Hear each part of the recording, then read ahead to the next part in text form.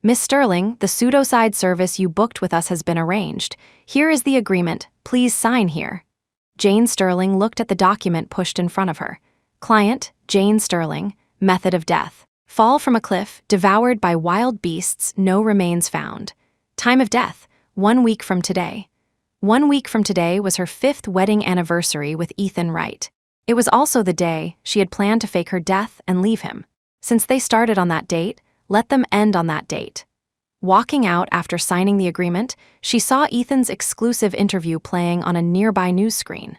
The host asked, "CEO Wright, you are so young and promising. What is the secret to your success?" Ethan Wright lifted his left hand, pointing to the wedding ring on his ring finger. "The secret is I have a wonderful wife." The host paused for a moment.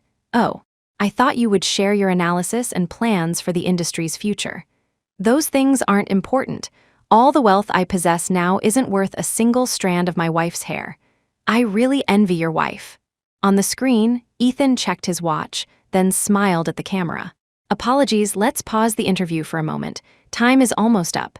I'd like to borrow your live broadcast to say something to my wife." "Of course, CEO Wright, go ahead." Ethan's voice softened even more. "Janie, I just had someone buy you some hot ginger tea. It should be arriving soon. Drink it and get some good sleep. I'll rub your stomach for you when I get home from work." Several girls nearby were gathered around, watching the live broadcast on the big screen. Hearing this, they all let out sounds of envy. Who exactly is CEO Wright's wife? She must be a goddess to make a man like him so devoted. So sweet, so doting. I'm dying of jealousy. For a moment, Jane's ears were filled with envious voices. Only she, the person involved, curled her lips in a mocking sneer. Everyone thought she must have saved the galaxy in her past life to marry a rare, good man like Ethan Wright. She used to think so too, but no one knew that Ethan was keeping another woman on the side. They had been married for 5 years, and Ethan had been keeping her for 4.5. Every time he said he was going on a business trip, he was actually going to that other woman, indulging in wild, passionate affairs. Jane remembered the first time she saw those videos. It felt like her heart was pierced by 10,000 needles, pulled out and pierced again. Until finally, it was riddled with holes and broken beyond repair. She also remembered that when she was bullied in school as a child, it was Ethan who stood in front of her and taught those bullies a lesson. He told her, "Don't be afraid, I'll protect you from now on." Another time, when they were driving, an out-of-control truck came crashing toward them from the opposite direction. Ethan's first reaction was to throw himself over her to protect her. He ended up in the hospital for over half a year, nearly becoming a vegetable.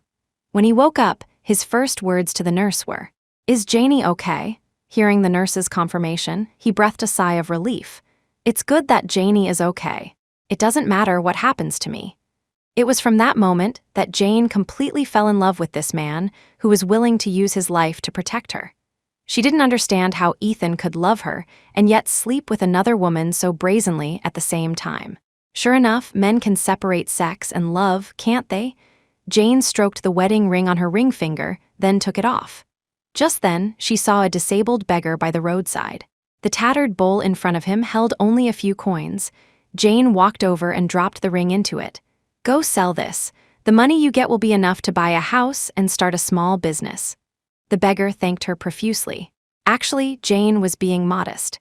Ethan had commissioned a foreign designer to custom make this ring privately. The diamond alone was worth millions of dollars, but now she didn't want it anymore. If a wedding ring symbolized love and fidelity, then hers was currently worthless. Her phone rang. It was Ethan. "Janie, where are you? The delivery person with the ginger tea arrived at the house and said you weren't there." His tone was urgent, as if he was truly worried about her. Jane simply said, "I just came out for a walk. Where are you now? I'll come pick you up immediately." "No need, I'm heading back now." "No, you're on your period today, I'm worried." Ethan arrived very quickly.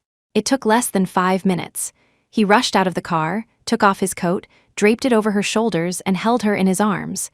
"Why are you wearing so little? You shouldn't catch a cold during your period." Jane looked up from his embrace and saw several red kiss marks around his Adam's apple. Fresh ones, still bearing teeth marks. His body was also tainted with the scent of a woman's perfume. So, before he went to the interview today, he had just climbed out of Lola Banks' bed. Ethan rubbed her fingers, then suddenly asked with some surprise, "Janie, where's your wedding ring?" Jane pulled her hand directly out of his palm. "Maybe I accidentally lost it when I went out today." Ethan immediately pulled out his phone to dial. "I'll have someone look for it right away." Jane shook her head. "No need, just consider it lost. How can we just lose it? That ring is our wedding ring, it's the proof of our love." Proof of love. Their love had long since been unrecognizable amidst his repeated betrayals.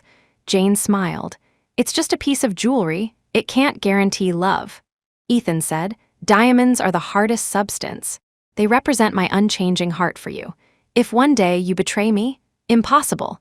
I'm saying if." Ethan looked into her eyes, sincere, solemn, and swore a poisonous oath. "If I betray you, may I be pierced by 10,000 arrows and die a horrible death." Jane turned her face away, not wanting to look at his pretense of deep affection right now. In the past, when she still loved him. If she heard him swear such a serious oath, she would have immediately rushed to cover his mouth. She would have even felt that she had gone too far, forcing him to the point of swearing oaths. But now, she didn't love him anymore, and this sentence sounded like a joke. "Janie," Ethan hugged her from behind, sounding slightly aggrieved, "why do I feel like your mood has been a bit off lately? You seem much colder to me." "I'm not." "You are," Ethan said. "Janie, is it because I've been too busy lately and haven't had time to accompany you? Are you angry with me?" "I said I'm not. Let go of me first." "I won't let go." Ethan hugged her even tighter. "Next week is our 5th wedding anniversary. Janie, I've prepared a surprise for you." As he was speaking, his phone rang. Ethan let go of her almost immediately and pulled out his phone to glance at it. From Jane's perspective, she saw Ethan smirk playfully, his eyes staring at the screen instantly turning flirtatious. He replied quickly, then said to Jane with a hint of apology, "Janie, something urgent came up at the company. I have to go over there now." Jane still had a sliver of hope in her heart. "Then, when will you be back?" Ethan circled her waist and kissed her forehead. "I might not be back tonight. When I come back tomorrow morning, I'll bring your favorite pastries, okay?" Ethan left.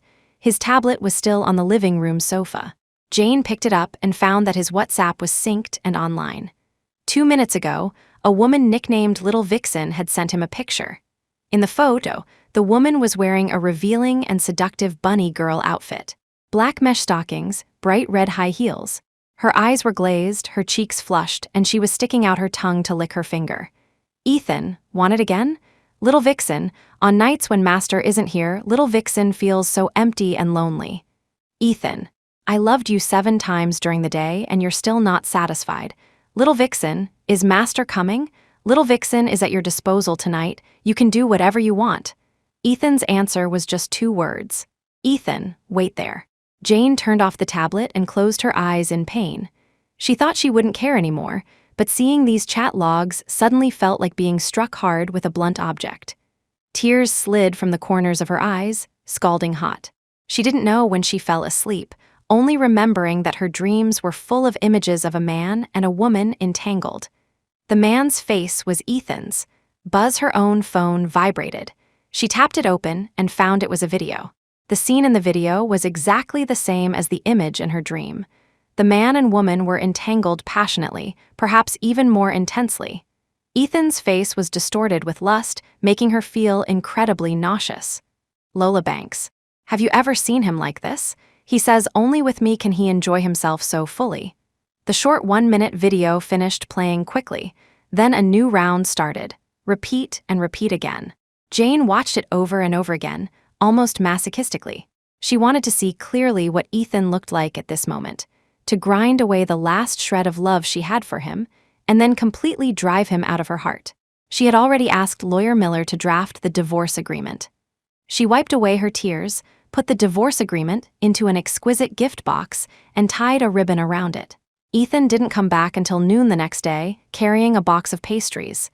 "Babe, hubby keeps his word. I brought you pastries. Are you happy?" Jane gave a perfunctory MMM. Ethan looked at her red-rimmed eyes, cupped her face, and kissed away the tears on her face. "Why are you crying? Who upset my sweetheart? Tell hubby and I'll get revenge for you." He still carried that musky scent from the affair, mixed with the smell of a woman's cosmetics, making her even more nauseous. Jane pushed his hand away, putting some distance between them. Nothing, I just watched a very touching movie last night. Ethan hugged her with heartache. Don't watch alone in the future. Wait for me to watch with you. Watch with her? He devoted both his days and nights to Lola Banks. Jane suddenly wanted to ask him, do you still have time to spare for me? Ethan pointed to the exquisite gift box on the coffee table and asked in surprise, Janie, is this for me? Jane nodded. Didn't you say you prepared a surprise for me for our 5th anniversary? I have a surprise for you too. Ethan seemed very happy, holding the gift and admiring it. Can I open it and see? Open it on the day of our anniversary, 1 week from now. Ethan thought for a moment, then nodded good-naturedly. Okay, we'll open the surprises for each other then. It will be more meaningful. Jane suddenly really wanted to see Ethan's expression when he learned of her death and then saw the divorce agreement. Surprise, shock, or delight, Ethan coaxed her. I heard there's a good movie out recently. Shall I accompany you to see it? Jane didn't want to go. But the cinema Ethan mentioned was right next to their old high school. That was where Ethan had confessed his love to her for the first time. In their student days, on the street behind the school, they spent countless romantic and sweet moments witnessing the days they loved each other the most. Since they started there, let it end there. When they arrived at the cinema, it was a bit crowded.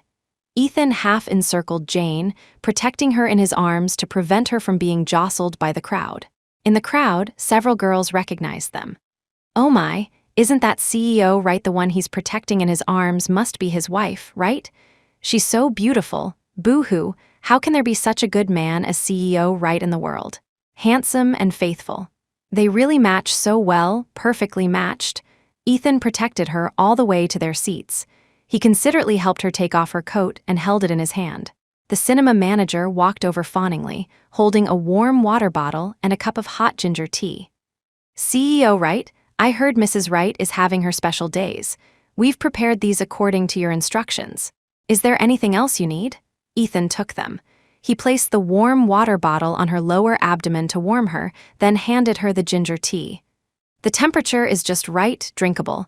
Janie, drink a little. Jane accepted his care almost mechanically, not speaking the entire time. Ethan frowned slightly and said to the manager, go prepare some snacks. Not too oily, not too spicy, and not too sweet. Janie doesn't like those. Yes, I'll go right away. The manager trotted away. The movie intro had already started playing on the big screen. Just then, a woman walked up to Jane and whispered, Excuse me, my seat is inside. Please let me pass. The lights in the cinema were already off. Jane didn't react immediately. She just quickly made way for her. Until she saw the woman move past her, then past Ethan, and finally sit down right next to Ethan. Jane suddenly realized that the voice just now was so familiar. She was the girl entangled with Ethan in the video, Lola Banks. The next second, the cola cup in Lola's hand tilted, and a whole cup of cola spilled onto Ethan's lap. Oh my, I'm sorry, I'm really sorry. As Lola spoke, she pulled tissues from her bag to wipe him. But as she wiped, the location became wrong.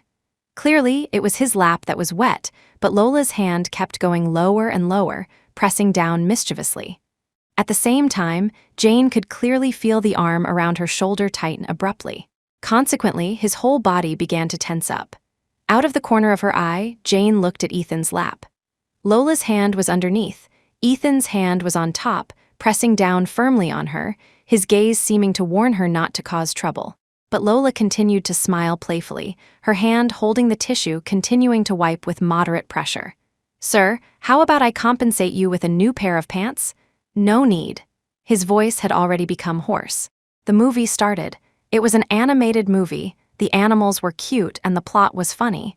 But Jane couldn't take in any of it. 10 minutes into the movie, Ethan suddenly stood up. Janie, the manager doesn't know what snacks you like. I'll go take a look. He was still holding her coat.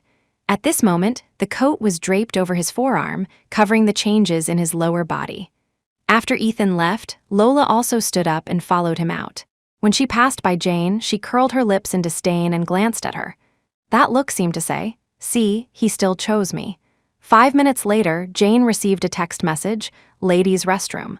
She walked quickly out of the auditorium to the restroom at the end of the hall. From the first stall in the ladies' room came the sound of a man's suppressed groans and a woman's silky pleas for mercy. The woman was undoubtedly Lola. And the man's voice, she was even more familiar with. Jane felt as if she was rooted to the ground, unable to move. The noise in the stall grew louder, and the woman let out a sharp cry. Then came Ethan's sneer. "Can't handle it already. Followed me to the cinema, and this is all the ability you have." Lola whimpered, unsure if she was crying or laughing. "I missed you. I just didn't want to see you with her." Ethan's voice turned slightly cold. "I can agree to anything else, but our affair cannot be brought before Janie. You crossed the line today." Okay, I know, but don't you think it's exciting in a dark environment like a cinema?" Ethan chuckled softly. "It is a bit." "Then tonight. Shall we continue?" Ethan's voice was hoarse beyond recognition. "I'll buy tickets in a bit." "The midnight screening?" "Get the back row, then we won't have to hide in the restroom, we can just do it in the seats." Not far away, the cinema manager hurried over. In his hand were not snacks, but a small square box. He called out softly outside the ladies' room door, "CEO, right? I bought the condoms for you." The movement inside finally paused for a moment, and Ethan's figure appeared at the door. Jane dodged behind a pillar, her heart beating fast. She heard Ethan chuckle lightly. "Quite fast. Of course, movie time is limited, only 3 hours in total. Can't delay your moment of passion." Ethan's voice sounded satisfied. "Take good care of Janie. Don't let her notice anything strange, understand?" "Rest assured, CEO Wright. Mrs. Wright looks like a very innocent girl. Girls like that are easiest to coax. She'll believe whatever you say." Jane fled the scene almost immediately. Back in her seat in the auditorium, she allowed herself to cry bitterly for a few minutes, then forcibly told herself, this is the last time. This is the last time she would cry for Ethan. Actually, it wasn't for Ethan, but for the pure boy in her memory whose heart and eyes were filled only with her. The current Ethan was no longer that boy. Since he wasn't, she didn't want him anymore. Ethan returned when the movie was almost over. He still carried that unpleasant musky scent on him. Besides that, he also brought back a box of popcorn. "Janie, sorry I came back late. The cinema's popcorn machine broke. It took a long time to fix. This is freshly made. Eat it while it's hot." Jane waved her hand. "I don't want to eat anymore. Why didn't you drink the ginger tea either? Didn't want to? Okay, then no eating or drinking. Let's watch the movie." Jane sneered. "The movie is almost over. Blame the technician fixing the popcorn machine. It took forever." "So you waited for him to fix it for 3 hours?" Ethan nodded heavily. "Yes, the manager can testify for me. You can ask him if you don't believe me." "No need." Jane picked up her bag and walked away. Ethan chased after her with her coat and popcorn. "Janie, what exactly did I do wrong? Tell me directly and I'll change, okay? Don't ignore me. I'm scared when you do that." "Scared of what?" "Scared that you don't love me anymore." Jane turned around and looked into his eyes. It was clearly he who betrayed their relationship first. It was clearly he who said one thing and did another. It was clearly he who didn't cherish her first. In that case, she would completely retract her heart and her person. She gave the pseudocide agency one of her clothes, tore it to shreds, then bit her finger and smeared blood on it. In a week, he would receive this bloodstained shirt, and she herself would leave him forever. "Janie, why aren't you talking?" Jane exhaled heavily and said flatly, "Just my period, I'm a bit sleepy." "Then I'll take you home to rest." On the way home, Ethan kept trying to talk to her, telling her jokes. But Jane just said, "I'm a bit tired, I want to rest." Only then did Ethan shut up. Back home, Ethan walked Jane to the bedroom. Jane asked him, "Are you going to the company to handle business tonight?" Ethan hummed in agreement. "There are some things I didn't finish yesterday. I have to work overtime tonight." "Then go quickly." Jane lay down with her back to him, issuing an eviction order. Ethan stood still. He seemed to sense something was wrong, but he didn't know what it was. Jane suddenly wanted to play a prank. She turned around and said to Ethan, "Can you not go tonight?" Ethan visibly sighed in relief. If Jane still relied on him, still threw little tantrums and acted spoiled, still tried to keep him and clung to him, that meant she hadn't discovered anything. Ethan said gently, "Sweetheart, it's all arranged for tonight. Many executives are waiting for me. Next week I'll definitely clear my schedule to accompany you, okay?" "Next week?" "Yes, isn't next weekend our 5th wedding anniversary? I'm going to hold a grand ceremony to let everyone in the city know that you are the woman I love most in this life." "A grand ceremony?" Jane smiled. That would make it even more exciting. Okay, go then. My Janie is so good. I'm going then, time is almost up, can't keep them waiting. Can't keep them waiting or can't keep her waiting? Ethan left in a hurry. The tablet on the sofa started vibrating again, they were in contact again. Ethan, are you ready? Lola sent a picture. This time, she changed into a nurse's uniform. Of course, it wasn't a proper nurse's uniform. Places that should be exposed were exposed, and places that shouldn't be exposed were also exposed. Ethan, going to wreck you tonight? Jane turned off the tablet and began packing her things. Clothes, bags, shoes, and everything Ethan had given her over the years, until she took out a tin box from the cabinet. Her hand paused slightly. This box contained the love letters Ethan used to write to her. A thick stack. When they first got together, he wrote, "From today on, Janie is the love of my life." On his birthday, he wrote, "My birthday wish is to love my Janie for a lifetime and grow old together in happiness." On Jane's 20th birthday, he wrote, "My Janie has reached legal age. I need to hurry up and marry you." On their wedding day, he wrote, "To the loveliest and most beautiful Princess Janie, welcome to my world." Jane couldn't be bothered to read the rest. She took all the love letters outside and burned them all to ashes. The next morning, she was woken up by the sound of Ethan coming in. He seemed very angry. "Janie, our wedding ring was actually stolen by a beggar and sold to a jewelry store." Jane was somewhat disappointed. How did he find it? And he only sold it for $10,000. It's simply an insult to our ring. He walked over, took Jane's hand, and tried to put the ring back on her. Now, returned to its rightful owner. Jane pulled her hand back, refusing to wear the ring again. Ethan was confused. "Janie, what's wrong?" "Nothing, I just gained a little weight recently. The ring size doesn't fit anymore, I can't put it on." Ethan smiled. "It's okay. Later, I'll take it to the jewelry store and have them resize it." "Suit yourself," Jane asked. "You didn't do anything to that beggar who sold the ring, did you?" Ethan came up and hugged her again. "Don't worry, I know my Janie has a kind heart and can't bear to see beggars suffer. I didn't pursue his responsibility. Give him some more money, he is very pitiful." "Okay, I'll give him another 10,000 later." Just then, Jane's phone rang. She picked it up. "Hello, Miss Sterling. We are from the pseudocide company. We have prepared your new identification documents according to your wishes. Do you have time to come and pick them up?" "Okay, send me the address. I will send the location to your phone shortly. By the way, can the new documents be used to purchase plane tickets?" "Rest assured, absolutely." "Okay, thanks." Hanging up the phone, Ethan was suddenly anxious. "Janie, what new documents? And plane tickets? Are you leaving? Where are you going?" Being held by him used to be happiness. Now Jane felt uncomfortable all over. She forcefully broke free from his embrace, walked away, and put a few steps of distance between them. Ethan panicked even more and hurriedly chased after her. "Janie, do you want to travel? Then next week I will definitely cancel all work just to accompany you alone. Don't be angry, don't leave me, okay?" Jane only felt a chill in her heart. Who was the real Ethan Wright? The one begging her not to leave right now, or the one entangled with Lola Banks in the video? She couldn't tell anymore. But it didn't matter. She was going to leave him forever soon. Whether she could tell or not wouldn't make any difference. She said indifferently, "You're overthinking it. Didn't you say there's a ceremony for our wedding anniversary?"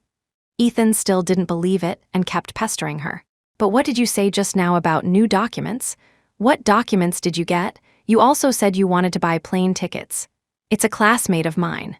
She lost her ID and couldn't buy a plane ticket, so she has to get it replaced." "Which classmate? You don't know her?" "I know all your classmates." Jane changed the subject and asked him instead, "Never mind me, what about you? Did you finish your work last night?" "More or less." Before he could finish speaking, the phone rang again. Jane had become somewhat accustomed to Lola's behavior of calling him away at every turn. Anyway, no matter what, Ethan would definitely leave. She simply walked away and sat on the sofa waiting. She heard Ethan scolding in a low voice. "Didn't I say, I'm at home now, don't call me?" From the other end of the phone came the sound of a woman crying softly. He glanced cautiously at Jane and licked his lips guiltily. "All right, I'm coming over now." Hanging up the phone, Ethan spoke with some difficulty. "Janie, the company? There was a slight problem left over from last night. I have to rush over now." Jane nodded directly. "Go ahead." There's a lot of work recently, I understand. Ethan left hurriedly again. Jane held her phone in her hand. She waited to see what kind of explosive video Lola would send this time. As she expected, Lola's message came quickly. This time, it was a picture. A hospital examination report. It read, patient, Lola Banks, pregnant, 4 weeks, threatened miscarriage. Lola Banks, we played too hard in the cinema last night. The baby is at risk of miscarriage. The hospital said the baby's father needs to be present to sign. Sorry, Mrs. Right, your husband belongs to me again today. Lola was pregnant. Jane clutched her phone, looking at the pregnancy report on it, unable to recover for a long time. Lola Banks. Forgot to tell you, he belongs to me for the next week too. He promised to accompany me to Hawaii for a vacation to celebrate us having a baby. Lola Banks, he's going out to call you now. Be prepared, Mrs. Wright. She said the words Mrs. Wright with a provocative tone. Almost simultaneously, Jane's phone rang. The word hubby flashed on the screen. She took a deep breath and answered. Janie, I'm sorry. Something temporary came up at the company that requires a business trip. Before he could finish, Jane interrupted him directly. Go ahead. Ethan was still apologizing. Janie, don't worry. I will definitely come back for our 5th anniversary. And the wedding ring that symbolizes our love, I will put it on you again with my own hands at the ceremony. Ethan, do you love me? Of course you are the only woman I love in this life. Jane said, if one day you betray our love, I will leave you forever. Ethan scoffed as if he had heard a joke. I won't let you have that chance. I'm serious. I'm not joking. If I find out, you won't be able to find me for the rest of your life. As long as you are Jane Sterling, no matter if you run to the ends of the earth, I will find you. Really? What if I'm not Jane Sterling anymore? Ethan's smile grew wider, lazy and doting as if teasing a cat. How could you not be Jane Sterling? All right, Janie, stop thinking nonsense. I really only love you in this life. I will definitely come back to accompany you in a week. 10 minutes later, the pseudocide company sent her an address.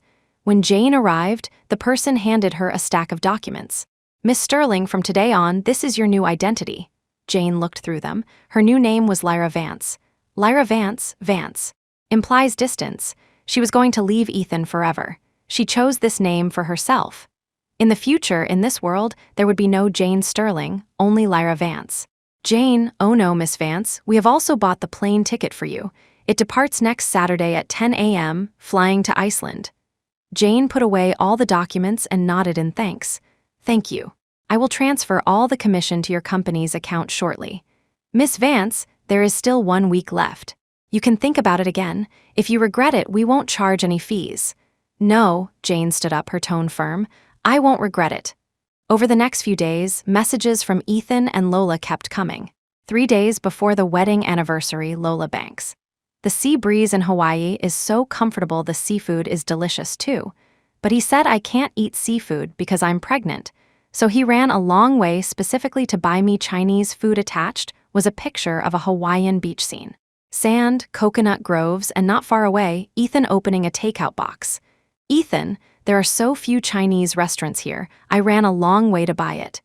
Janie, what did you eat today? Jane gathered with close friends today. Barbecue, hot pot, they ate happily. After all, she was leaving with a new identity. It would be hard to meet again in the future. She still wanted to see them one last time. 2 days before the wedding anniversary, Lola Banks. The baby is only a month old, and he's already studying early education. He's being very competent as a new father. Attached was a picture of Ethan's desk with a thick stack of books on it. Jane glanced at it roughly. The titles were all Prenatal Education Guide, Wisdom of Early Education, Pros and Cons of Breastfeeding. Ethan, Janie, I've been reading books all day. I learned quite a lot. What about you? What did you do today? Jane went to the bank today. She exchanged all the balance on her card into euros, withdrew cash, and canceled all bank cards under the name Jane Sterling. 1 day before the wedding anniversary, Lola Banks. He felt sorry that I'm carrying the baby and didn't want the hotel staff to touch my clothes, so he's washing my clothes by hand himself. Look, attached was a photo of Ethan busy in the laundry room. Ethan, it turns out doing laundry is so tiring. Better to hire a maid in the future. I can't bear for my Janie to work so hard. Jane smiled. Married for 5 years, she had hand-washed all his intimate apparel. And now, he ran off to wash clothes for another woman. How ironic. Just then, people from the charity organization arrived. Jane washed her old clothes, packed them up, and handed them all over to the charity workers. After returning, looking at the house that was more than half empty, Jane felt lighter than ever before. It turned out that a heart dies in an instant. Once love is gone, one becomes very free. The night before the wedding anniversary, Jane went to the mountaintop alone. The howling mountain wind blew on her, but she didn't feel cold. She only felt that in the vast night sky, the stars were dotting the darkness, the moon was curved, and it was beautiful. When she received Ethan's call, it was already night. His voice sounded happy. "Janie, I've got off the plane and will be home soon. I'll bring you pastries when I get back, okay?" "I'm not home. It's so late, where did you go?" "Mountaintop." "What are you doing at the mountaintop?" "Watching the stars." "Then wait for me, I'll come over right now." From the other end of the phone came a sudden burst of noise. It sounded like a woman speaking. Ethan scolded in a low voice. The woman seemed relentless. Ethan didn't speak for a long while. Then, she heard what sounded like a man and a woman kissing. Smacking sounds, Jane sneered. "Ethan, are you still coming?" Ethan's voice was hoarse and panting. "Janie, starting tomorrow I'll be with you constantly. Tonight I have to rush to the company to explain upcoming matters so I can focus on accompanying you later, okay?" Jane smiled. "Okay, my Janie is so sensible. Then I'll see you directly at the ceremony venue tomorrow morning. By the way, remember to bring the gift you got for me. I'm really looking forward to seeing what surprise you prepared." "Ethan," Jane called him for the last time. "What is it?" "Nothing. Nothing anymore. In the future, there would be no Jane Sterling in this world." After coming down the mountain, she hailed a taxi. "Hello to the airport." Seeing she was alone, the driver asked with concern, "Miss, where is your luggage?" "I can help you carry it." "I have no luggage. Drive." The only things she had on her were a passport and a plane ticket. Aside from that, everything related to the name Jane Sterling had been donated, burned, or disposed of. Half an hour later, the car stopped at the airport entrance. Jane scanned the code and transferred all the money in her phone to the driver. The driver was flustered. "Miss, you transferred the wrong amount. It's $30, not $30,000. Let me transfer it back." "No need. Thank you for driving me." Getting out of the car, Jane took out the SIM card, snapped it, and threw it along with the phone directly into the trash can. Then, without looking back, she entered the terminal. Meanwhile, on the other side of the airport, Ethan's car was parked by the roadside. The windows were tinted, so people outside couldn't see inside at all. However, the frequency of the car's shaking became faster and faster, and the magnitude more violent. Lola leaned coyly against Ethan, pursing her lips and trying to act spoiled. "Are you really going to hold that 5th wedding anniversary celebration with her tomorrow? I can't bear to leave you. Can't you stay with me and the baby a little longer?" Ethan pinched her cheek and said perfunctorily, "Be good. Didn't you have your eye on a bag last time? I'll transfer the money to you. Buy it yourself." Lola's eyes lit up. "You can't lie to me. When have I ever lied to you?" Listening to her voice, Ethan suddenly felt it was very noisy. To buy some peace and quiet, he immediately picked up his phone and transferred the money, marking it as a voluntary gift as she requested. Lola immediately gave him a tighter hug and kissed his cheek. "Master, I knew you spoiled me the most." Ethan accepted her flattery, smiling perfunctorily. Although he wasn't emotionally invested in Lola, he liked her youth and beauty. Moreover, she always followed his wishes and looked at him with admiration, simply like a flower that understands speech. Whenever he felt tired, he could get a steady stream of emotional value from her, but today seemed a bit different. Probably because half a year was enough to make people bored. Ethan pushed away Lola's hand, trying to climb onto his shoulder, and loosened the tie she had pulled. But the sinking feeling surging from the bottom of his heart didn't disappear. Instead, it pressed on his chest, making it ache in waves. It was as if something very important had been stripped from his flesh and blood. Ethan picked up the car keys and walked out, throwing back a sentence without looking back. "I'm going home for a bit." Lola's goal was Mrs. Wright, not a few bags. She quickly followed, hugging his waist from behind, her hands tightly grasping the hem of his clothes, refusing to relax even slightly. Ethan's chest was feeling tight. How could he stand this? He said grumpily, "Let go." No. Lola knew that being with him relied on the submissive charm he couldn't get from Jane. Her fingertips slid all the way down his shirt to his belt, tapping it as she complained, "After tomorrow, you'll have lots of time to accompany her. Accompany me today." Seeing Ethan didn't make a sound, she thought this trick worked and said even more willfully, "Thinking of you being with another woman makes me incredibly jealous. I don't want to give you up to her." Her response was a cold laugh. In the past, when Ethan heard similar words, he would feel love and pity for Lola, doubling the money he threw at her as compensation. But today, with her dragging Jane into it, the situation was different. He flung Lola's hand away forcefully, then turned around, looking at her sternly. "She is not another woman. She is my wife. It's not your place to gossip about her." Jane was his soft spot and his forbidden zone. Lola sheepishly retracted her hand, whispering unhappily, "I didn't say anything bad about her. Is being jealous not allowed? You weren't this cold and heartless before." "Enough," he emphasized with annoyance turned to anger. "Since you forgot, I'll say it again. I hope you figure out your current status. Jane Sterling is my wife, and even more, my true love. No matter what happens, my feelings for her won't change." Using these words at this critical juncture was truly ironic to the extreme. Lola cursed him in her heart for being a hypocrite and setting up a false front, but she showed nothing on her face, simply saying pitifully, "I know." Ethan acknowledged, turned around, and left without hesitation. From start to finish, he didn't look closely at her reaction because he simply didn't feel the need to care about her mood. If he was bored, spending some money could dismiss her. Just preventing her from making a scene in front of Jane was enough. Ethan didn't know that Lola didn't stay idle standing alone on the spot. Confirming he had left the office, she immediately took out her phone and started editing a message. "Mrs. Wright, I've thought about it carefully. Since I'm pregnant now, I can't do it too frequently anyway. I'll let you have him for these few days, leaving you a little something to remember. After all, at your age, if you leave him, I'm afraid you'll never meet a man willing to marry you again." Lola didn't forget to attach the screenshot of the transfer Ethan just made to her, then added, "Seeing as he bought me a gift to coax me, I'll yield him to you for one day." After sending the message, she didn't forget to delete the record from her own phone. On the other side, Ethan drove as fast as possible while ensuring safety. Perhaps because he hadn't been back here for a while, standing outside the gate, he suddenly felt a wave of panic for no reason.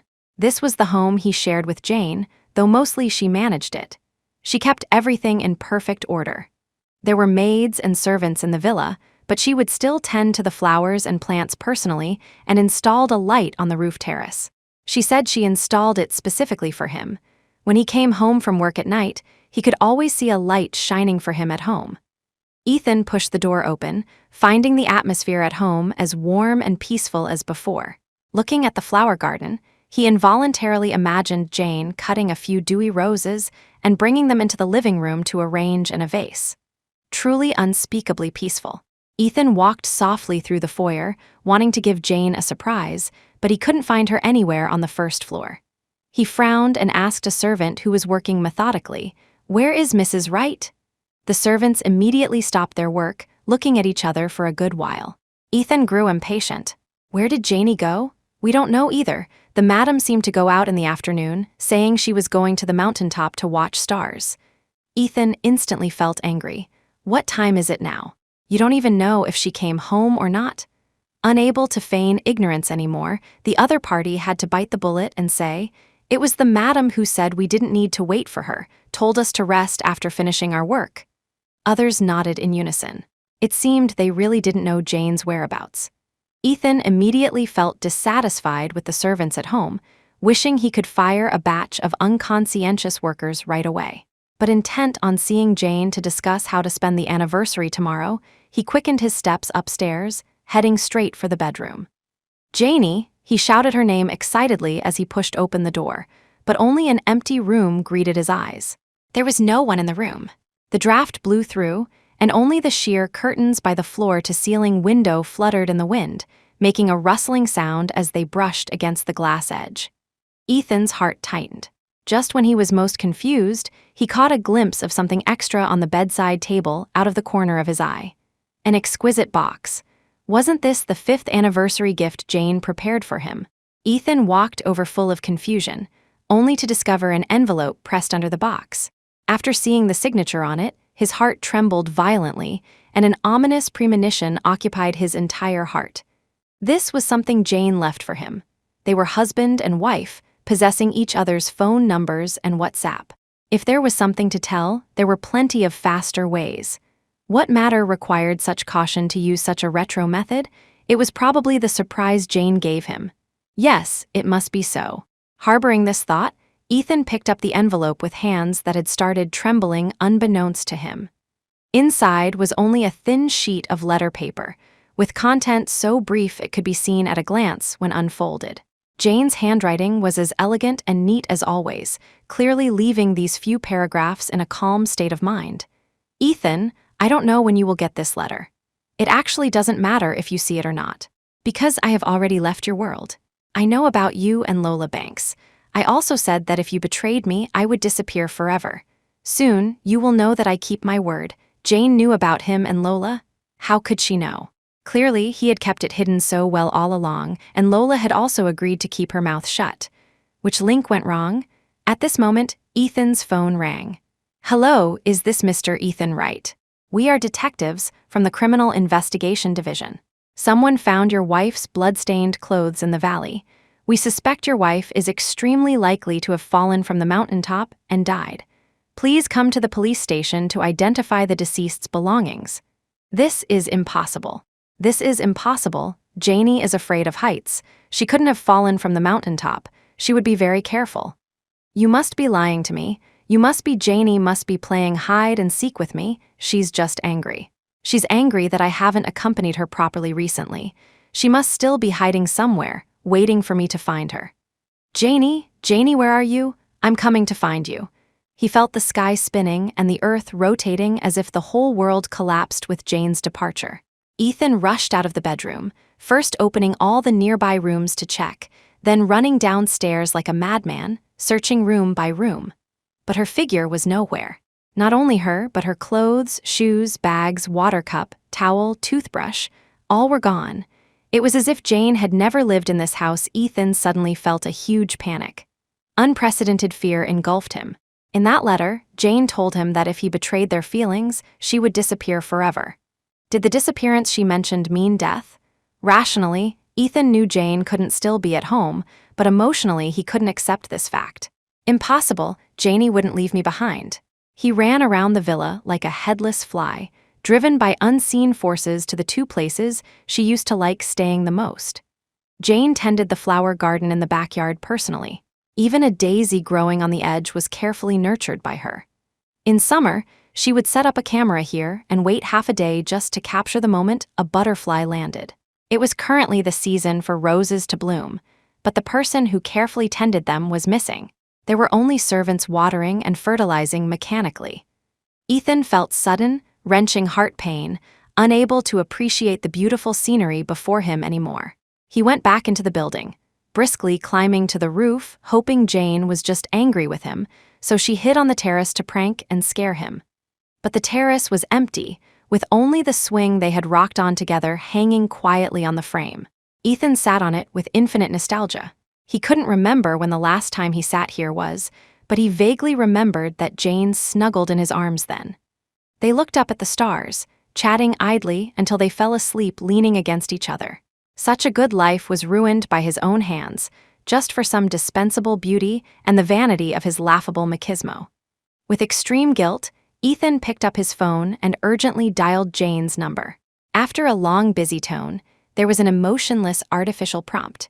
Sorry, the subscriber you dialed is powered off. He hung up and called again, but the result was the same. Jane didn't hang up on him, she really turned off her phone. He tried to send her a WhatsApp message, but the only response was a red exclamation mark in the message bar. He was deleted and blocked. He couldn't even send a friend request. Helpless, Ethan scrolled through his long contact list, finally distinguishing the number of a mutual friend of his and Jane's. They were classmates, once extremely familiar with each other's social circles. But old friends are bound to drift apart eventually. Since Ethan became CEO, right, business entertainment became increasingly busy, and he truly hadn't contacted friends outside the business circle for a long time. He bit the bullet and dialed Jane's best friend's number, asking right off the bat, "Is Janie with you right now?" The anxiety in his voice was obvious. The friend replied with an unfriendly tone, "Jane is your wife. If you need her, shouldn't you call her directly?" Ethan had no face to explain the reason, only asking again, "Then did she mention any travel plans? Or show any unusual behavior when gathering with you recently? So you actually know she has times when she's unusual." The friend couldn't stop sneering on the other end of the line. "CEO, right? Let me give you a piece of advice. If you don't want people to know, don't do it." Ethan's head exploded with a boom. He heard himself ask with a trembling voice, "Janie, when did she find out? Please tell her, that was all acting on occasion. I only have her in my heart." The friend interrupted his sophistry. "You know best what ugly things you did yourself." The call was hung up right there. Ethan redialed unwillingly. After a few busy tones, it was replaced by the artificial prompt, "He was blocked." He had no choice but to desperately call others, even those he had only exchanged numbers with and spoken a few sentences to. Some answered, some didn't, but the results were the same. His heart sank to the bottom again and again. The questions some people asked back left him speechless. "Sorry, I don't know where Jane went.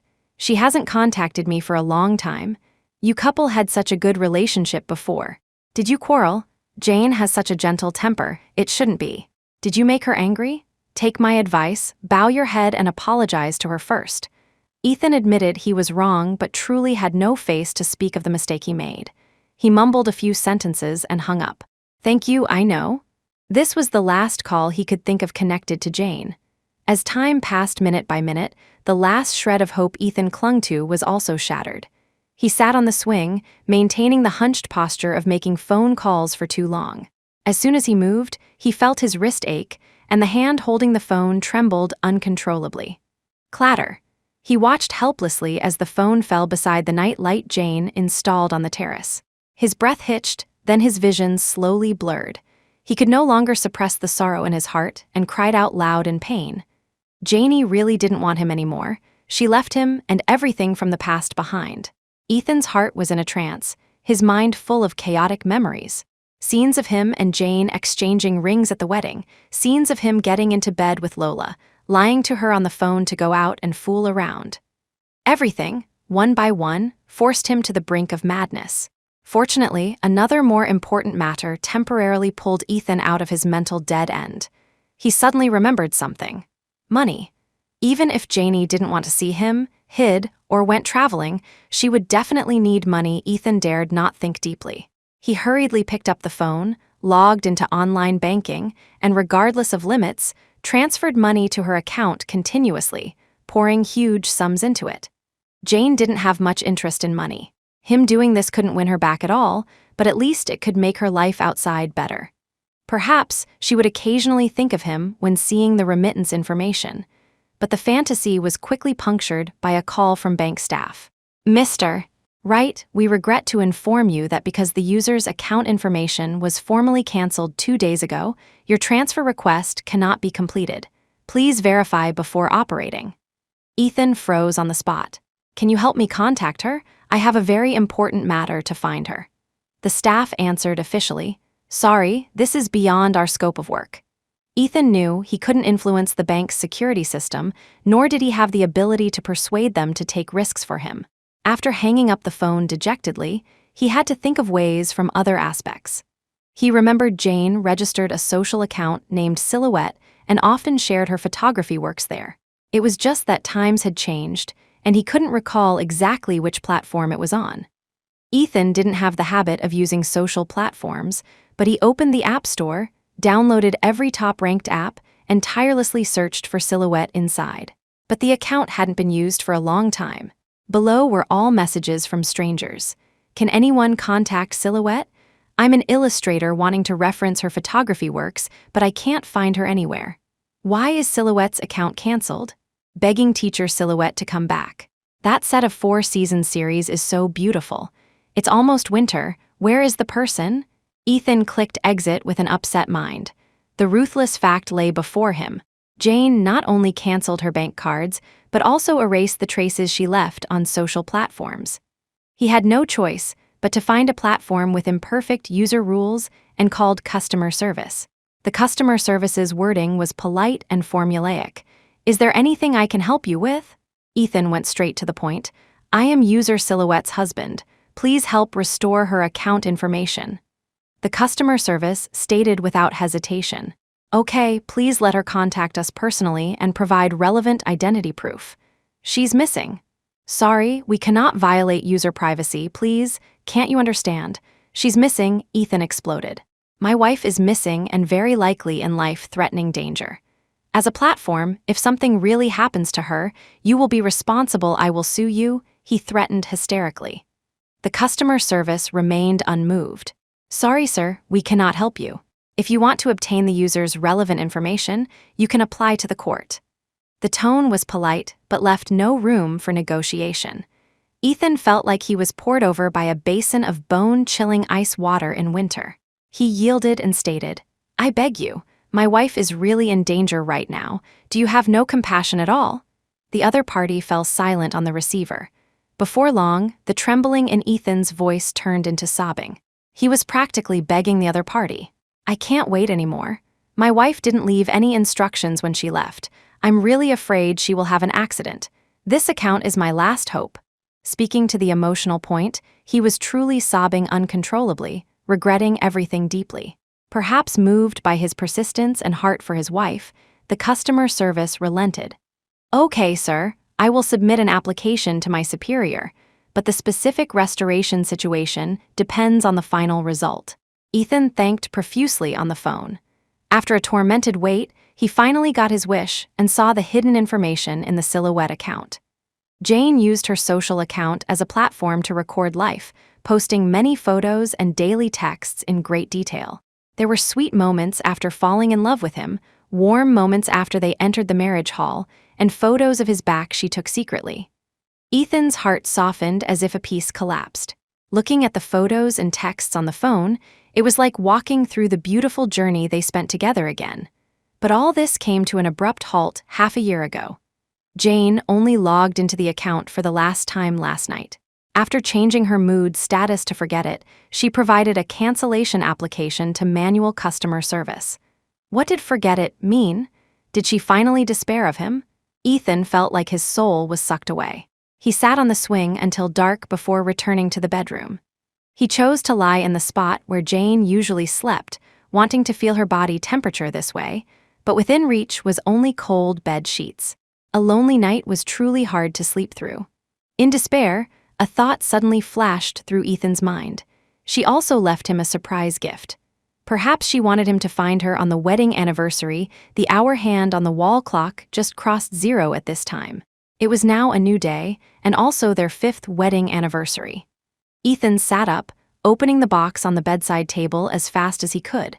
Then he was struck by lightning. It was actually a divorce agreement. In an instant, fear, despair, and helplessness surged into his heart like a tide, forcing him to dress and get out of bed, rushing out of the villa at maximum speed, and driving straight to the nearest police station.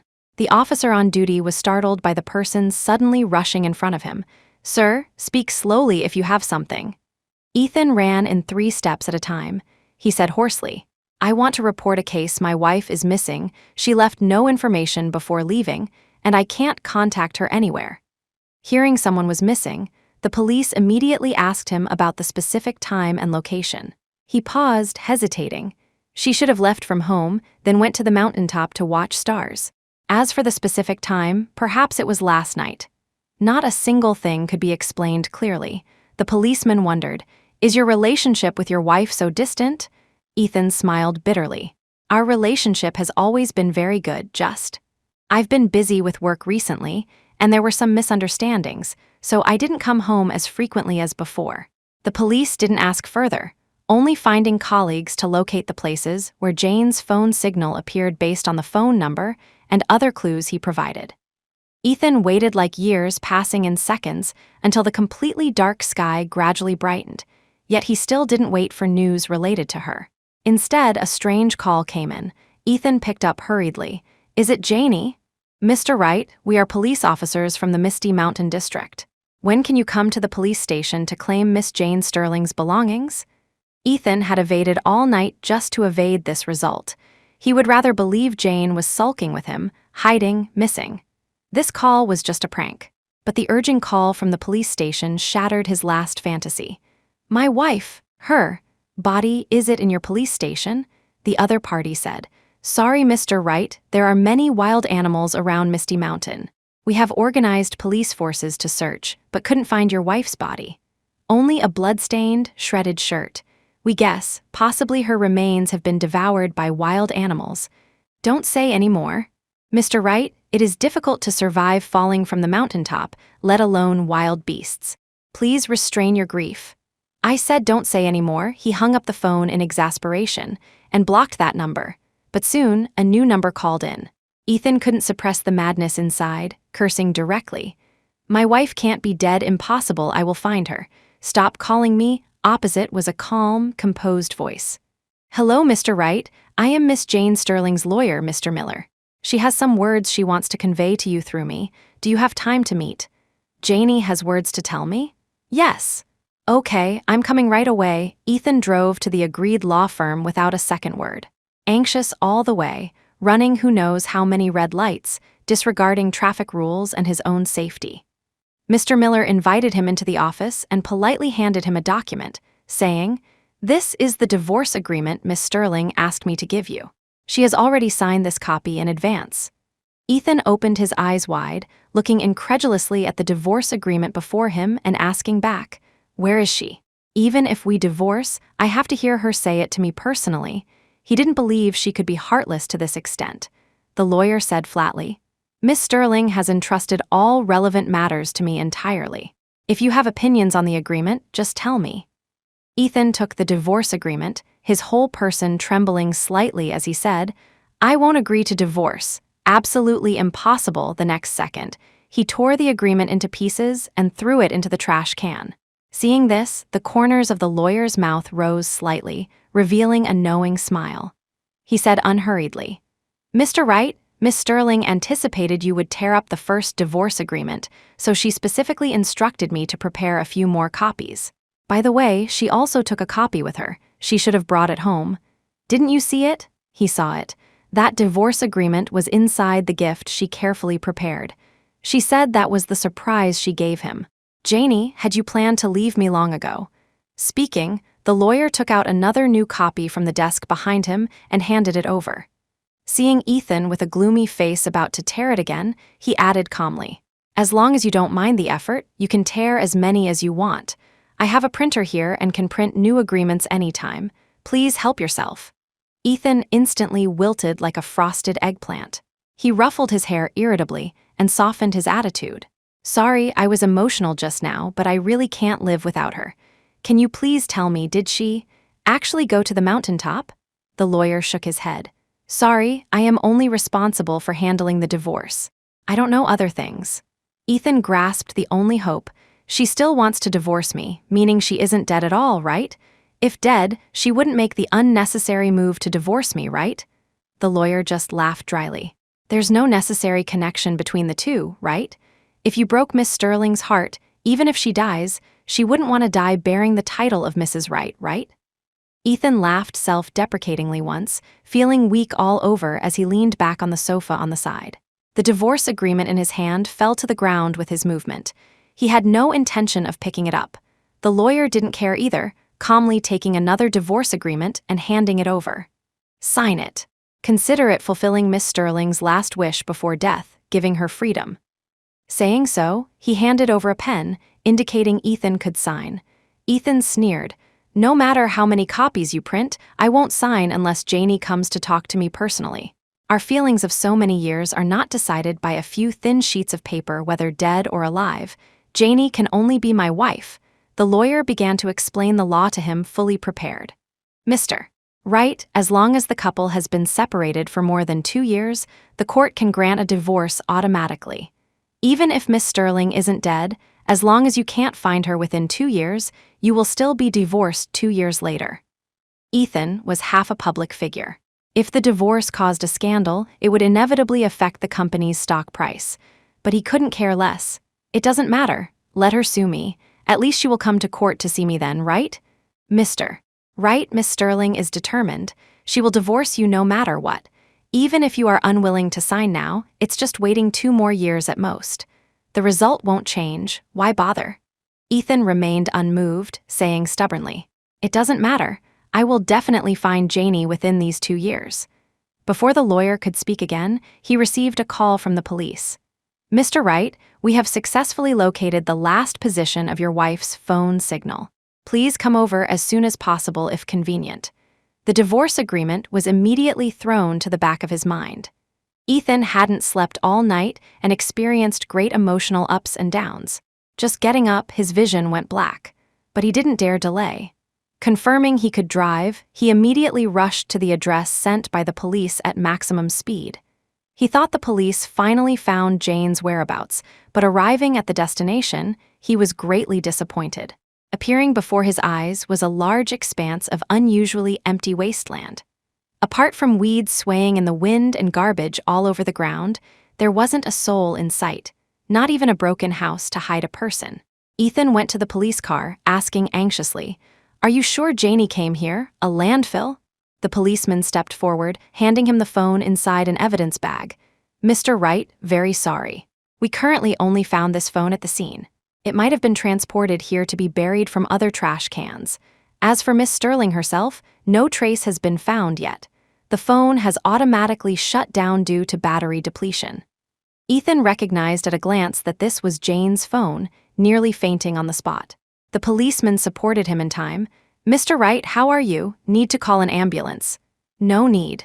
How dared Ethan faint? He forced himself to hold on, then asked everyone in sight tirelessly, "Excuse me, who brought a power bank?" He wanted to turn on Jane's phone to see if she had left any words for him. People around looked at each other, shaking heads one after another to express inability to help. Just as he was about to lose heart, a kind policewoman silently walked to his side and handed over a power bank. "Try this. The charging cable might work." "Thank you, really thank you so much." Ethan was so excited he nearly shed tears. He prayed silently to heaven in his heart that there must be clues related to Jane this time. But heaven played a big joke on him. Apart from missed calls from him and the bank to Jane, the phone contained unread messages from Lola Banks. Lola didn't know where she got Jane's number. She sent messages tirelessly, the latest one being just yesterday morning. Indescribable emotions surged in Ethan's heart. Enduring the urge to vomit, he scrolled up one by one. "Mrs. Wright, you must also know, Ethan only feels responsibility toward you now. Otherwise, how could he fall in love with me? A woman loved by no one is truly pitiful. Look, this is the necklace he personally designed for me. The diamond is even bigger than your wedding ring. Today is my birthday. He must have lied to you again that he's meeting clients, right? Actually, I was right beside him when he called you." Interspersed among these messages were many photos, including quite a few indecent photos of the two lying in bed together. Ethan instantly felt cold all over. He had always regarded Lola as a vain woman who could be dismissed with some money. He didn't expect her scheming and methods to be far deeper than he thought. Despondent, he returned the power bank to the policewoman, then sat back in the car and called Lola. "No matter where you are, go to my house immediately." He didn't want to see her again. Everything related to their relationship made him feel incredibly nauseous. Lola vaguely guessed the reason for Ethan's abnormal emotions. Ecstatic, she dressed up meticulously and went to the villa. This was her first time entering the house. She flitted through the room like a butterfly, even walking directly into the cloakroom to pick and choose. When Ethan returned home, the first thing he saw was Lola standing on the stairs commanding the servants. She adapted to the hostess role in advance, ordering others around arrogantly. "Don't keep any of the photo frames hanging on the wall. Who wants those cheap photos? Buy some expensive ones from the gallery another day and hang them. The flowers and plants in the yard must be reselected too. This is a villa, not a countryside compound. What do daisies and roses look like? People who don't know might think this family has no money. Go airlift some fresh flowers to display, change them when they wither." Ouch, Lola was so focused on nitpicking that she forgot to look down. After tripping on the carpet, she immediately added, "And this damn carpet, change it immediately too." The servants were ordered around in circles by her, not knowing which one to do first for a moment. until Ethan stopped and ordered, "All right, you guys go down first." "Yes, sir." "Then regarding this lady's orders just now, should we follow them? Can't you tell who is the master of this house?" Ethan was the true master of this house. The servants knew very clearly who they could offend, who couldn't be offended. Immediately following his order, they scattered. At least they didn't stay in the living room. Seeing his unkind expression, Lola assumed it was because Jane left, and he couldn't accept it for a moment. She walked quickly to his side, hooking his arm with a coquettish expression. "I came over with just one call from you. Why don't you even have a smile? Don't be unhappy, you have me accompanying you." Along with her voice, the robe with the purposely loosened belt slowly slid down her shoulder, just exposing the bra strap she carefully selected. The robe was just an appetizer. The clothes inside were the main course. Lola knew very well why Ethan liked her. Exercising her advantage, she reached out to hook the hem of his shirt. "There are no others here anymore. You can do whatever you want. I can make you happy." These words sounded simply ironic to the extreme to Ethan right now. Jane had abandoned him. What happiness did he have to speak of? He looked coldly at Lola and questioned, "What are you wearing?" Lola smiled smugly. "You recognized it? I found the nightgown in the cloakroom. How is it? Exciting, right?" This was Jane's nightgown. Having an affair with her husband was exciting just thinking about it. But Ethan simply ripped the nightgown off her, without a word. This was the style Jane liked: plain colors, simple design but slightly modified by Lola's so-called ingenuity. It immediately became incredibly vulgar. Ethan only felt it was an eyesore. Pulled by his action, Lola nearly stumbled. However, facing his inexplicable anger, she had a unique coping method. She simply fell forward with the momentum, throwing herself into his arms. This scantily clad appearance was pathetic and pitiful. She didn't believe he would have no reaction. She had hooked him by throwing herself at him back then. Usually acting sanctimonious, never leaving the wedding ring, didn't he also fail to control himself when rolling into bed with her? But the situation this time seemed a bit different. Ethan, facing Lola who looked shy and tried to seduce him this way, only felt repulsed. He pushed her away, unable to hide his anger anymore as he questioned, "Speak, why did you send those obscene messages to Janie?" Lola's heart thumped. She didn't expect the incident to be exposed so soon. She feigned bewilderment. "What messages? I don't understand what you're saying." She didn't expect to hide it forever either. But given Jane's gentle nature, shouldn't she leave silently and yield her position directly? Ethan returned her a sneer. "Things have come to this. Do you still want a lie? I told you long ago, as long as you know your place, I would absolutely give enough of what you want. How dare you go harass her?" He got angrier as he spoke. Finally, even his upright, handsome face became ferocious. This was the first time Lola saw him so terrifying. The blood instantly drained from her face. Her lips moved as she said, "Listen to me, it's a misunderstanding. I can explain. Survive this hurdle first, and everything following would be easy to discuss." But how could Ethan give Lola a chance to defend herself? He directly picked up Jane's phone, raised his hand to light up the screen, forcing her to see those messages clearly.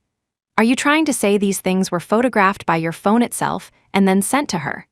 He spoke while scrolling up slowly, blocking Lola into silence, lest she say words that made him furious. Lola's first reaction was to grab the phone back. But he was prepared, taking the phone back to his side directly, then pressing step by step. "I've read all the messages you sent. Starting half a year ago, you sent her one every few days. What were your intentions?" No wonder Jane stopped updating her account on the social platform half a year ago. She must have suddenly realized that the feelings of many years were just a joke, so what if it went from school uniforms to wedding dresses? It was just wasting a few more years of each other's time. Seeing the evidence was solid, Lola didn't dare anger Ethan further. Instead, she quickly blinked out a few tears, sobbing and crying. "I was wrong. I was really wrong. Just forgive me this once, okay? I just loved you too much." Ethan looked at her with a face full of disgust. "Whether you loved me too much or loved the title of Mrs. Right too much, you know clearly in your heart." Lola disguised herself seamlessly in front of him all along. He thought she was just shallow and stupid, and never thought to understand her thoughts more. He didn't expect her true face to be so hateful. He felt the world spinning, feeling the taste he once took pride in was just a joke. Seeing this, Lola hurriedly stepped forward to support him enthusiastically, explaining urgently. Just forgive me this once. She has already left. In the future, the person accompanying you is only me? Ethan was attacked by anger, his brain buzzing. He couldn't even hear her voice clearly, only seeing her lips opening and closing, saying explanations he knew were pale and powerless without listening. Enough! He had no patience for her anymore. Raising his hand to point toward the gate, he gritted his teeth and squeezed out a sentence. Get out immediately.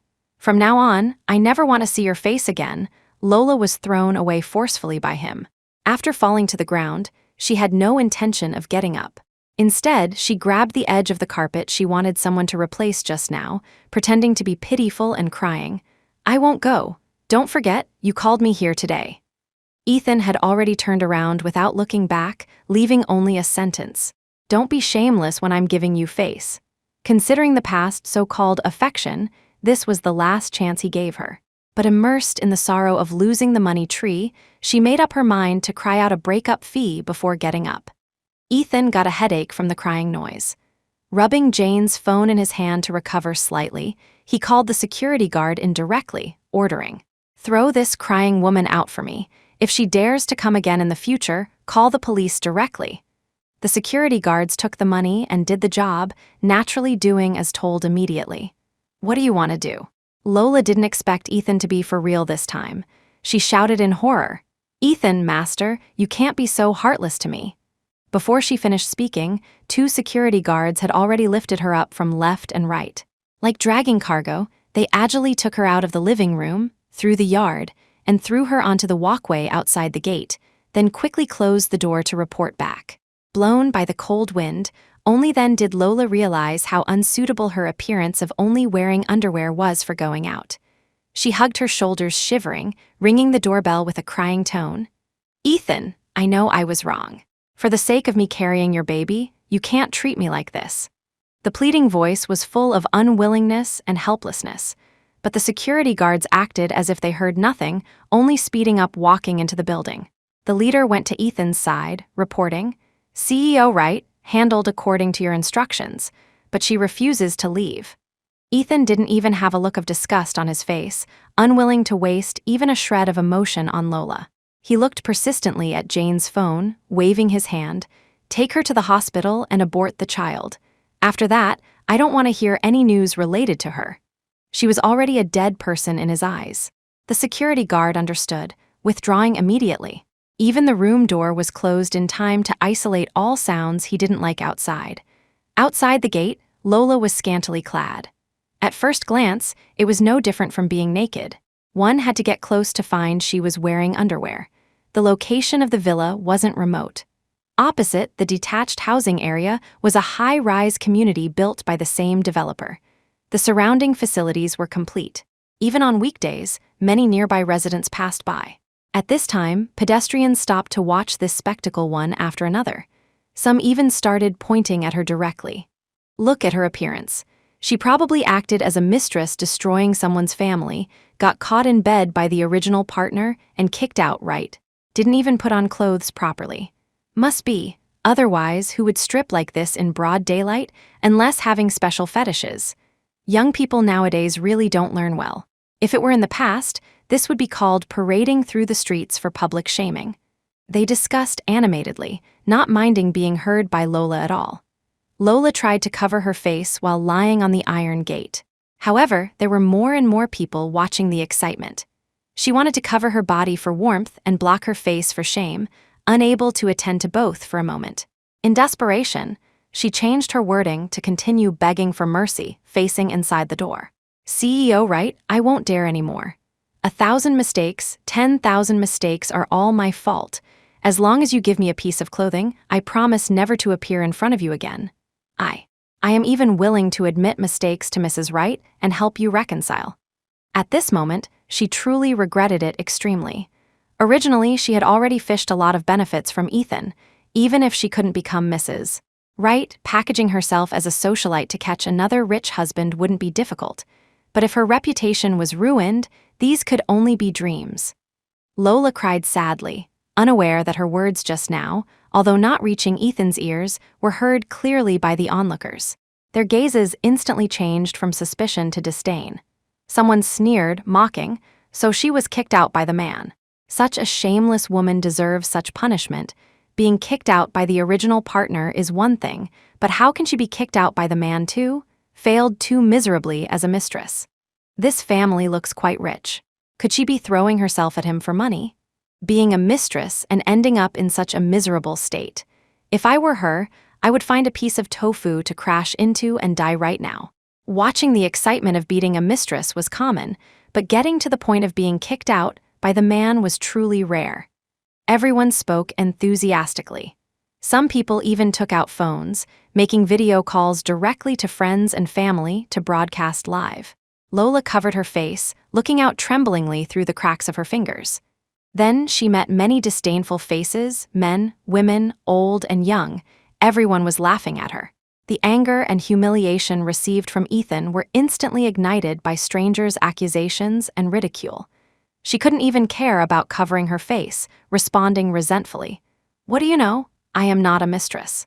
The one not loved in a relationship is the third party. There is no first come.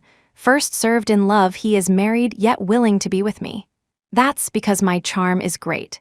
She often wrote this twisted logic in messages sent to provoke Jane. The other party never replied, making her think this trick really worked. Little did she know Jane just didn't want to waste time on unworthy people. Hearing Lola's high-flown theory, passers-by were first confused and shocked, then laughed out loud mercilessly. It was their first time hearing such a funny joke in reality. Listening to the rising and falling laughter, Lola realized her slip of the tongue, wishing to find a crack in the ground to crawl into. Yet someone in the crowd didn't mind the trouble growing bigger, asking loudly, "Since there is no first come, first served in love, that man must truly love you, right?" Lola gritted her teeth, responding, "Of course, he is sincere, actually." She didn't believe in things like sincerity at all.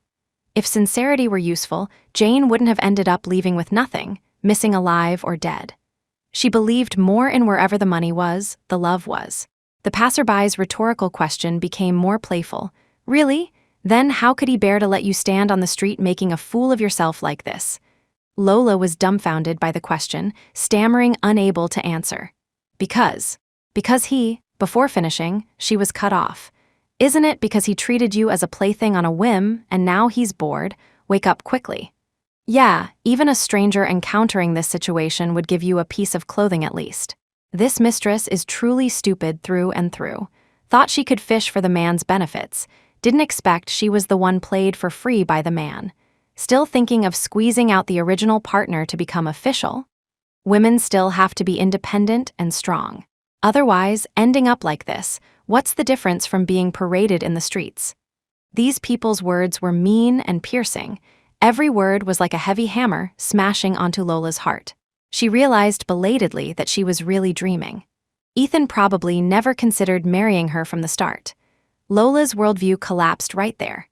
She instantly lost the confidence to argue, wanting to leave in a muddle, but was stopped by an older woman who just finished grocery shopping and was preparing to go home. The woman cursed, hating the house and its crow. "It's precisely because of shameless women like you that trash men like my ex-husband find takers. Even interested in married men, I spit. What does your ex-husband cheating have to do with me? You are sick. Dare you say you didn't act as a mistress?" Lola couldn't take it anymore. She exploded hysterically. "Scram, all of you scram, the one I grabbed isn't your man.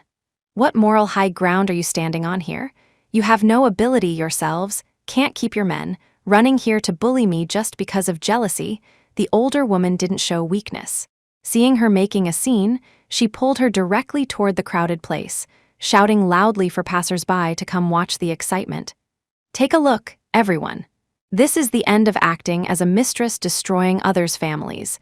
The already chaotic scene became completely out of control. Lola fought unwillingly with the older woman pulling her in the middle of the crowd. The other party pulled her only remaining bra strap. She reached out to pull the other's hair. The two fought inextricably. Until the older woman's old sisters heard the news and rushed over, she fell into a disadvantage of 2 fists against 4 hands. The older woman vented all the anger of being deceived by her ex-husband and mistress onto Lola. "I'll beat you to death, you shameless vixen, letting you seduce men." Such drama was vulgar but particularly attractive. Before long, onlookers stood 3 layers inside and 3 layers outside. "Stop fighting," Lola was about to collapse. Surrounded, she couldn't escape at all, only cowering amidst the older woman's insults, wanting to escape in the chaos but failing. Some men with wretched appearances kept getting close to watch lecherously.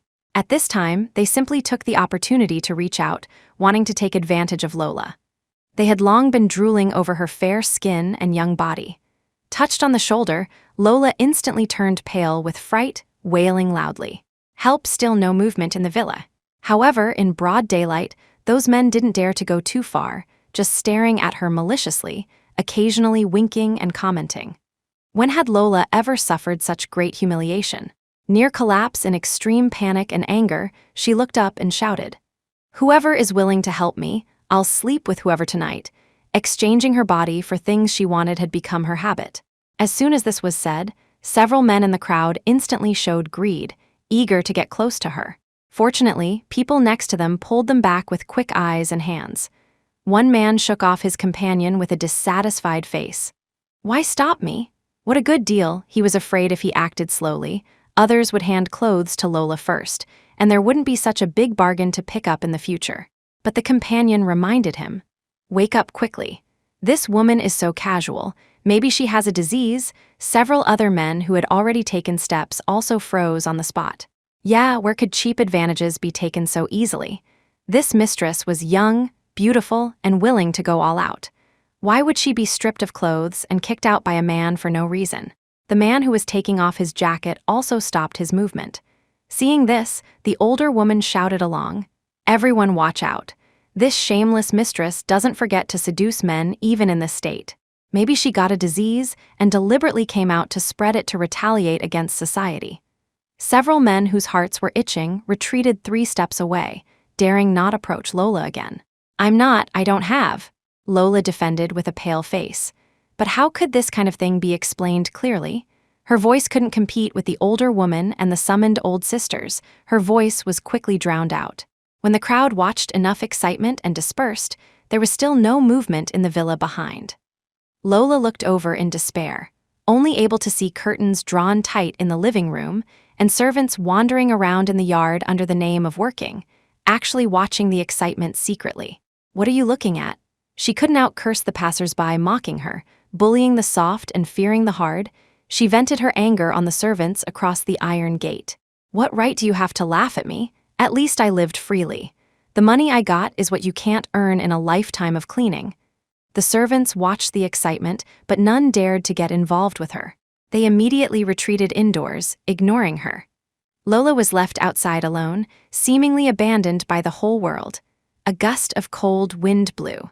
She huddled and hugged herself tightly, wanting to walk home along the wind-blocking wall or go to the police station for help. However, passing an alley, she met the gaze of a dirty stray dog by the roadside.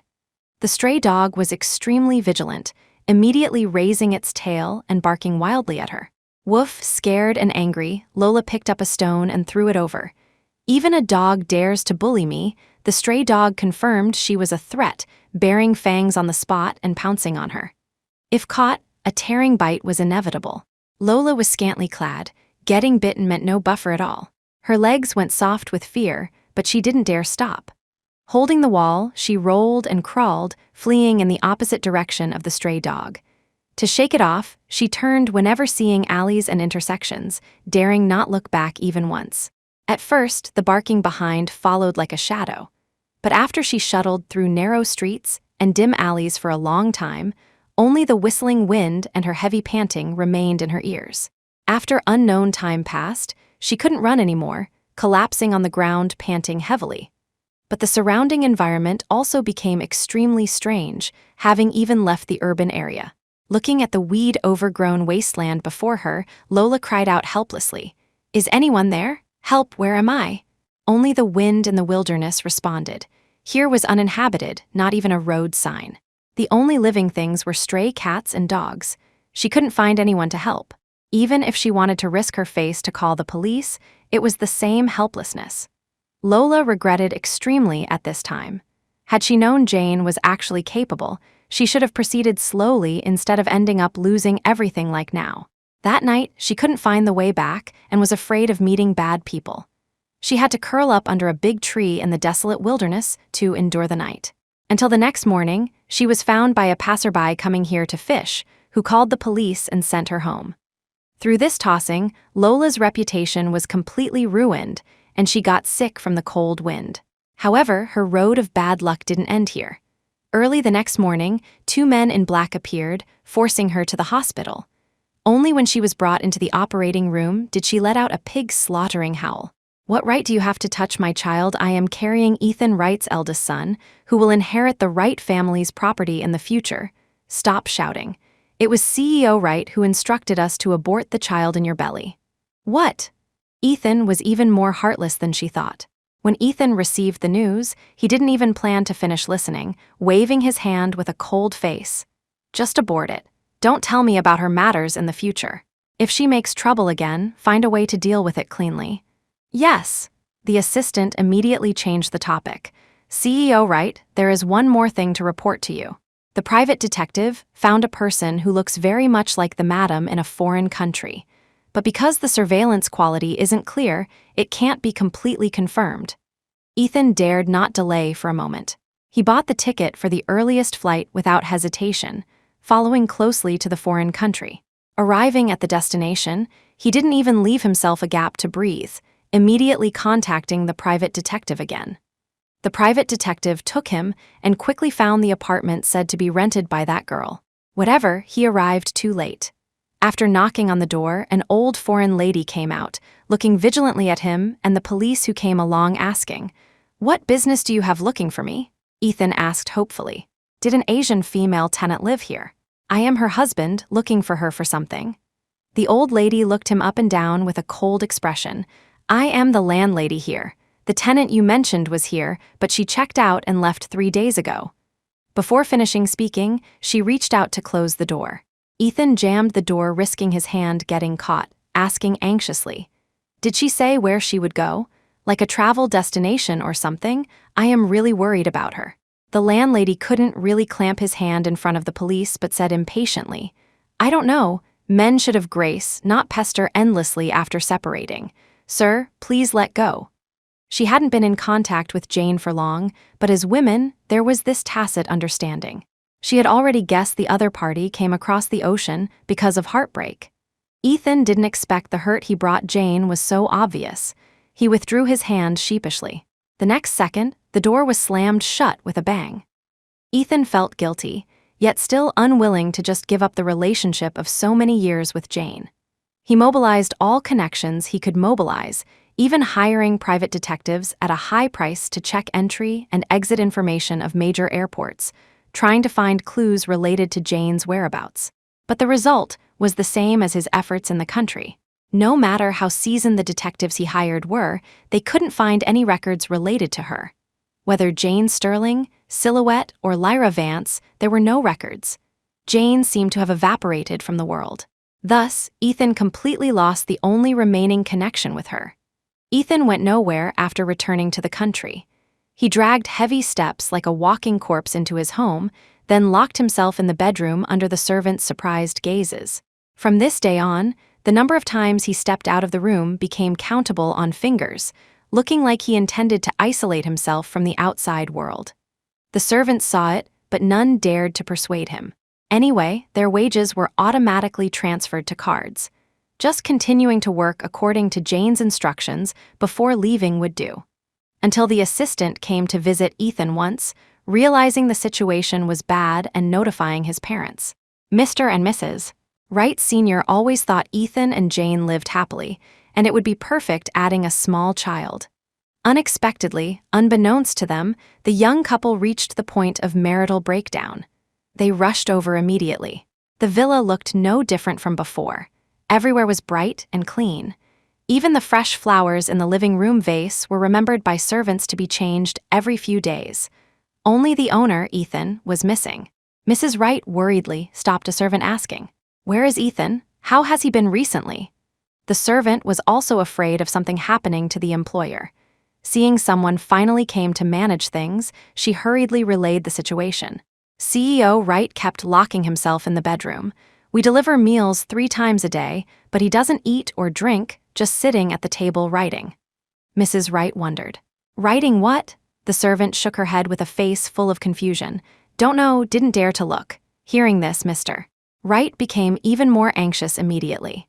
He rushed directly upstairs, first knocked on the bedroom door, seeing no one opened, simply kicked it open, then rushed in with his wife, only to see Ethan turn a deaf ear to such a big commotion.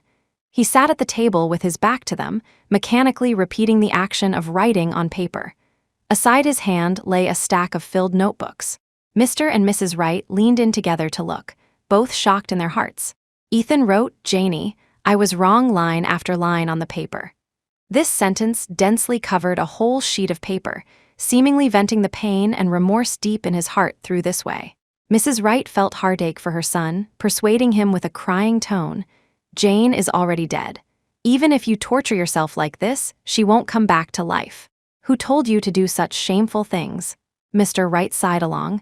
You should dare to act and dare to accept. If you repented earlier, would it have come to this step? They knew the fault lay with Ethan, but he was their own flesh and blood after all. Things having come to this, they only hoped he could walk out of the shadow as soon as possible. But Ethan obviously didn't intend to accept reality. He raised his red eyes, saying firmly, Dad, Mom, believe me, Janie definitely didn't die. She's just hiding from me. As long as I finish writing these sincerely, Janie will definitely forgive me and come back to find me. Voice falling, he lowered his head again, continuing to write these apology letters destined not to be seen by Jane. Seeing her son so obsessed, Mrs. Wright cried, urging her husband, think of a way. If he goes on like this, there might be problems mentally. He now, Mr. Wright wanted to say his appearance now looked like he was already stimulated, but considering his wife's feelings, he changed his words. Doesn't he just want to see Janie again? Let's grant his wish. But the police have concluded Jane indeed fell off the cliff, no remains found. How to let him see Jane? Must give him some hope. If really forcing him to accept the fact Jane passed away, I'm afraid he won't survive either. Mr. Wright took the initiative to sign Ethan up for a missing persons search program to cheer him up. Ethan even actively contacted the program team to add investment. The only request was to add a public apology segment for him. The program team got money and hype, naturally eager. They immediately adjusted the schedule to slot him in, making him the guest of the latest episode. On the live broadcast day, Ethan set off directly from home. He showered and changed clothes, but didn't deliberately cover up his haggard face and mental state. The person who used to care most about face appeared in front of the camera in his original state. The host did homework in advance. Looking at the guest in front, then at the photo on the profile, she could hardly connect them. But she quickly found room to play, asking a very topical question. Mr. Wright, how have you been recently? Very bad. Ethan sat dejectedly under the spotlight, displaying his exhaustion and pain fully in front of people for the first time. At this time, the big screen was projecting his photo when he was high-spirited, looking like 2 different people. The audience saw a successful person exposing his shortcomings for the first time, holding breath one after another, looking forward to his next performance. Ethan behaved incomparably candidly. Even when the host asked about the party at fault in their marriage, he spoke bluntly, "Because I cheated." The audience was in an uproar. The gazes looking at him also became complicated, disdain, astonishment, and curiosity. Ethan knew the company's stock price would inevitably be affected after this episode aired, but he didn't care at all. He just slowly raised his head, looked around calmly, then said hoarsely, "I came today not only to find my wife, but also to say sorry to her. We have been together for many years, feelings starting from student days. She always cared for me, supported me, and gave a lot for my career, even at the cost of affecting her beloved photography career. But I ignored her feelings." He wasn't unaware of how much support Jane provided for the company's development. He was just numbing himself. It will be fine. Everything will be fine. When he succeeds in his career, he will definitely compensate her well. He said these words countless times, even believing them himself, until she left so resolutely he realized he was lying. Ethan's voice began to tremble. After choking up, he faced the camera with a desperate expression again. I hurt her deeply because of my stupidity, vanity, and ridiculous machismo. So I dare not ask for forgiveness, only hoping she can give me a chance to see her once. Clips of him crying in front of the camera quickly caused discussion online. Some said his attitude was sincere and he really knew he was wrong. Others said this was just a scumbag's performance. Most people were confused. Isn't Mrs. Wright already declared dead by the police? Why does CEO Wright still come out to find her? Probably can't accept this reality. Who told him to cheat himself? Mrs. Wright is dead, and now he comes out to posture. Crocodile tears. However, all this had nothing to do with him. He only cared about Jane's attitude. To maximize the spread of this matter, Ethan immediately had the PR department post this video on the company's official website and placed ads on mainstream social media platforms globally, replacing the company promotional video. As for his phone, it was kept on 24/7, afraid of missing any news related to Jane. Days passed. Quite a few people called to contact him, but none related to the person he expected. At first, it was some scammers claiming to have seen Jane. They casually made up an encounter location and dared to ask him for money. Ethan had vague guesses in his heart, but living entirely on this bit of hope, he would rather send money to deceive himself. Over time, who knows how much unjust money was spent on this. Mr. and Mrs. Wright saw it and felt pain in their hearts, but neither advised him not to send money. If spending some money could make him feel better, let him be. They just didn't expect Ethan's psychological state, already on the verge of despair, would be bad to this extent. Later, even scammers had fished enough money and didn't want to lie to him anymore. Only some strange women remained calling him. They made no secret of their intentions, using soft and charming voices directly on the receiver to tempt him. Mr. Wright, although your wife ignores you, if you are lonely, we have all kinds of women here. Wanting one looking like your wife is also possible. The last sentence enraged Ethan. He was furious. Scram, you all get out who allowed you to insult her like this. Scram, these malicious numbers became the first wave blocked by him. In the blink of an eye, another month passed. Ethan finally couldn't hold on and fainted at home. Thanks to the servant finding him in time and sending him to the hospital, his life wasn't endangered. After diagnosis, the doctor called Ethan's parents outside with a grave expression. His mental condition is very bad. If it continues to deteriorate, suicidal thoughts might likely arise. You better send him to receive psychological treatment as soon as possible. Mr. and Mrs. Wright knew clearly where the crux of his heartache lay, but they had no plan. They bought the best plot in the cemetery for Jane, putting that bloodstained shirt inside. The two elderly people put fresh flowers in front of the tombstone and burned incense. Janie, Ethan already knows he was wrong. Rest in peace in the netherworld. They didn't know that at this time, Jane was on a trip around the world, never going online, let alone paying attention to any news related to the past. Ethan was eventually sent to a sanatorium. Staying for a full 5 years, he was discharged and returned to normal life. However, he completely lost enthusiasm for work, choosing to withdraw from management by holding shares for dividends. From this day on, he bid farewell to his past life and embarked on a journey around the world alone, wanting to see with his own eyes those places planned together with Jane but never set foot in. Until arriving at an island country in the southern hemisphere, a family of 3 on the other side of the beach attracted his attention. The wife was a young and beautiful woman. Holding a camera, she was taking pictures of a child building a sandcastle. Her profile was gentle and quiet, as beautiful as back then. Another tall man walked to the child, lifted him up to ride on his neck, then held the wife's hand with a doting face. "Lyra, what do you want to eat tonight?" "Anything is fine. See what the baby wants to eat."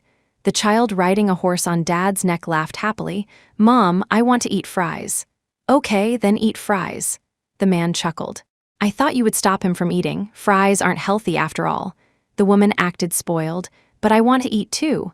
"Okay, let's go together." Lyra Vance. The name she chose meant distance. For some reason, hearing this name, Ethan suddenly felt his heart stop beating. Could it be her? In his hesitation, her figure was gone from his vision. None of the family of 3 noticed the existence of another person beside them, walking away laughing and talking like that. The end.